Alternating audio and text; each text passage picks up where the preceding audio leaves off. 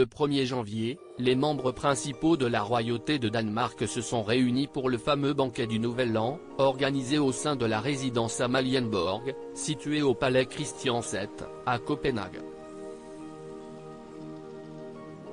Ces dernières années, depuis le début de la crise sanitaire liée au Covid-19, celui-ci n'avait pas pu avoir lieu.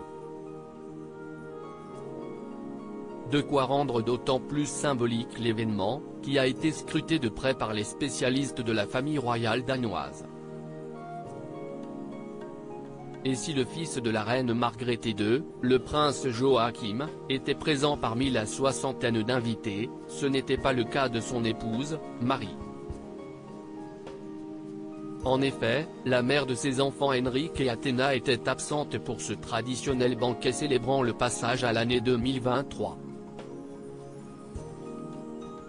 La cour avait d'ailleurs annoncé la veille, comme le rapportent nos confrères de Point de Vue, qu'elle était restée à Paris afin de s'occuper de son fils malade.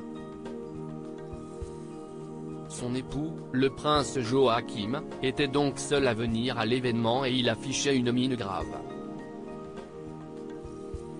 Il a même refusé de parler aux médias. Et pour cause. Si la réunion familiale était censée être festive, elle avait lieu le jour où ses 4 enfants, il est également le père de Nicolas et de Félix, né de son premier mariage avec Alexandra Manley, ont officiellement été destitués de leurs titres royaux. Ils ne sont donc plus princes et princesses mais comtes et comtesses de Montpezat. Supérieur à Marie et Joachim de Danemark, un couple amoureux et complice, un frère aîné beaucoup plus jovial que le prince Joachim pendant le banquet du Nouvel An, le frère aîné du prince Joachim, Frédéric, était bel et bien présent, après avoir passé Noël en Australie avec sa famille. Il s'est ainsi déplacé avec sa femme, la princesse Marie. Comme le soulignent nos confrères anglo-saxons du magazine Hello, il était souriant et de bonne humeur à son arrivée au palais d'Amalienborg. De quoi détonner avec la mine fermée de son cadet.